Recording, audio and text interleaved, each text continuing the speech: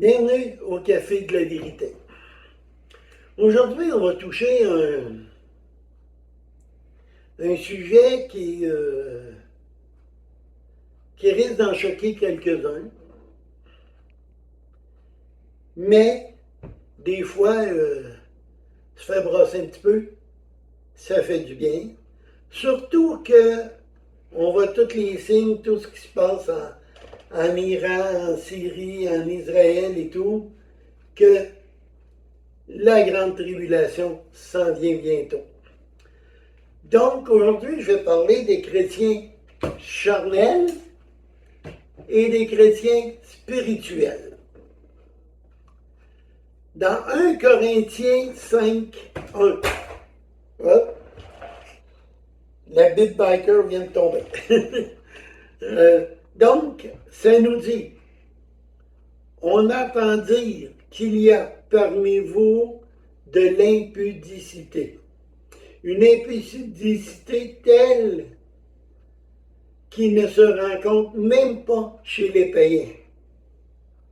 C'est au point que l'un de vous a la femme de son père, et vous êtes enflé d'orgueil. Vous n'avez pas été plutôt dans l'affliction, afin que celui qui a commis cet acte fût ôté du milieu de vous. Il y a des chrétiens qui grandissent jamais. Ils aiment le confort, demeurent à un stade de bébé, émotionnellement, physiquement, qui ne donne tout ce qui ne manque pas d'effort. Exemple, prier, lire, marcher dans la foi. Cela est très difficile pour eux. Les efforts émotionnels comme la peur, la colère, les mauvaises pensées, les efforts physiques comme jeûner, le chrétien charnel fait demi-tour. Bye bye, moi je prends pas ça. L'être spirituel, lui, il s'est développé. Sa nature au point de changer les trois dimensions, donc le corps, l'âme et l'esprit. L'être charnel développe sa nature charnelle dans tous ses points. Il se laisse aller dans toutes les dimensions. Ce chrétien trouve des prétextes pour ne pas changer. Ce chrétien laisse libre cours à ses émotions. Il pleut, il est triste. Il fait beau, il est heureux. Il se plaint qu'il fait froid ou qu'il fait trop chaud. Il n'est jamais content. Si de quoi ne va pas comme il le veut, ses émotions deviennent négatives. Il se laisse diriger par ses émotions. Voici quelques caractéristiques du chrétien charnel. Il a envie de dormir, il va dormir. De manger, il va aller manger. De l'alcool, il boit tous les jours. Très souvent, il veut du sexe avec un autre que sa femme. Pas de problème, respecter la famille, c'est pas important. Le chrétien charnel annonce un faux évangile. Car par leurs gestes, on ne voit aucune différence entre eux et les gens du monde. Ils broient toujours sur cette situation. Rien n'est assez bien pour lui. Sa maison, son auto, son bateau. Les chrétiens spirituels, eux, ils marchent dans l'esprit. Ils mangent quand c'est le temps de manger. Ils dorment quand tout ce que Dieu leur a demandé de faire est accompli.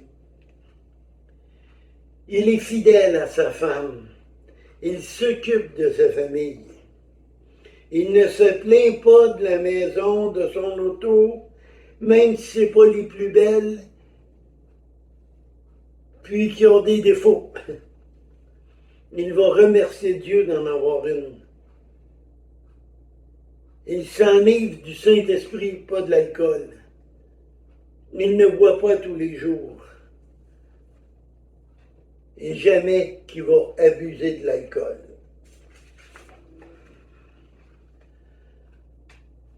Ce sont des grands évangélistes car leur vie est en accord avec la parole.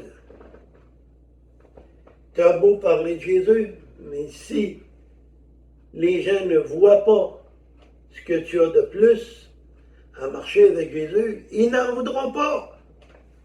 Donc, c'est important de donner un bon témoignage. Ils profitent de toutes les occasions pour parler du Sauveur. Les chrétiens spirituels sont heureux de voir de la pluie, car il sait que la nature en a besoin. Il est heureux quand il fait beau. Il est heureux de tout ce que Dieu lui donne, même si sa maison, son auto, son travail ne sont pas parfaits. Il croit que Dieu peut changer les gens, donc leur relation est différente. Les deux sont nés de nouveau. Parce qu'ici, on ne parle pas des religieux, de ceux qui vont dans une église le dimanche au matin pour dire « Regardez-moi là, moi je suis ma religion ». Non, on parle des gens nés de nouveau. Le spirituel va essayer de faire son mieux pour faire comme Jésus. Suivre ce que le Saint-Esprit lui dit de faire. Quand les émotions nous contrôlent, on laisse le charnel prendre le dessus et on n'avance pas parce qu'on est malheureux. Philippiens 4.8. Au reste, frères,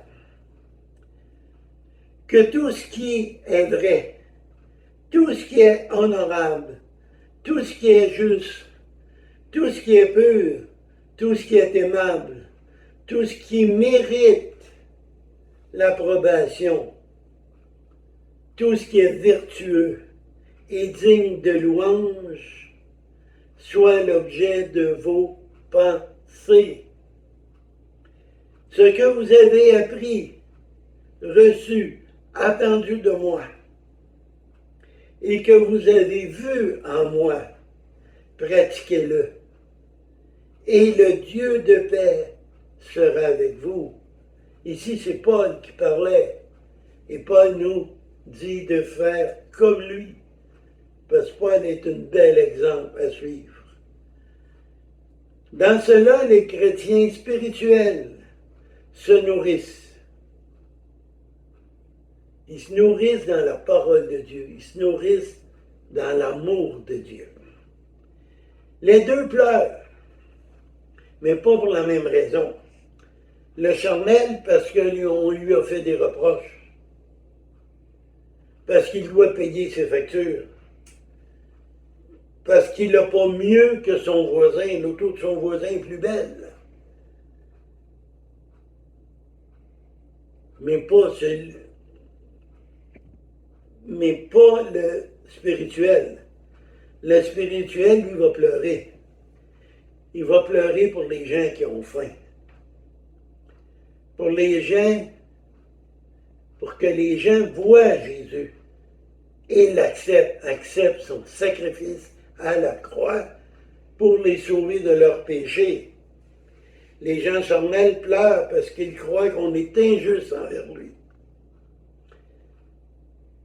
Les chrétiens spirituels, eux, vont pleurer, mais ils vont pleurer pour que Dieu fasse la justice, pour la justice du Seigneur. Le charnel est heureux parce que le culte est terminé. Le spirituel, lui, il est heureux parce qu'il a été passé du temps avec la famille spirituelle et Dieu. Donc, il a été à la rencontre du Sauveur. L'être spirituel s'est développé dans trois choses, corps, âme et esprit. L'être spirituel vit dans l'esprit, donc la clé sont de ne pas le confondre, car c'est l'esprit qui conduit. Refuser les fausses excuses et décider de changer. Vivre pour Jésus en tout temps, pas seulement dimanche, ou avec d'autres chrétiens. Vivre de façon que les autres disent « Wow, il y a de quoi de plus que moi, puis je la veux cette chose-là. » 2 Corinthiens 5, 17. Si quelqu'un est en Christ, il est une nouvelle créature. Les choses anciennes s'est passé. Voici que toute chose devient nouvelle. Oui, parce que anciennement, on marchait dans le monde. C'était plus important le physique. C'était plus important d'aller à la taverne. C'était plus important de regarder la voisine, hein? Et plus la regarder, même plus que ça. Tandis que quand tu nais de nouveau, ces choses-là ne sont plus la priorité dans ta vie. La priorité est la parole de Dieu et Dieu lui-même. Donc, la conclusion. Créature, donc, notre vie démontre des choses différentes. C'est important. Matthieu 28, 19, il dit « Allez de toutes les nations, faites des disciples, baptisez-les au nom du Père, du Fils et du Saint-Esprit. Enseignez-leur à observer tout ce qui est prescrit, tout ce qui est écrit dans la Bible. » Il dit « Et voici, je suis avec vous tous les jours jusqu'à la fin du monde. » Donc, si vous voulez changer, si vous voulez être sûr de passer l'éternité au ciel, il y a une seule façon. Il faut naître de nouveau et devenir un être spirituel et non un être charnel. Donc, il faut reconnaître qu'on est pécheur. Il faut accepter que Jésus a été crucifié, qui est mort et ressuscité des morts parce que moi, je suis pécheur, tu es pécheur, et qu'on a besoin du Sauveur pour être pardonné et heureux pour l'éternité. Ça donne quoi de s'amasser des trésors sur terre? Parce que quand tu vas mourir, tu ne les apporteras pas. Mais quand tu t'amasses des trésors au ciel, celui-là, ça va être pour l'éternité. Et là-dessus, que le Seigneur vous bénisse. Merci.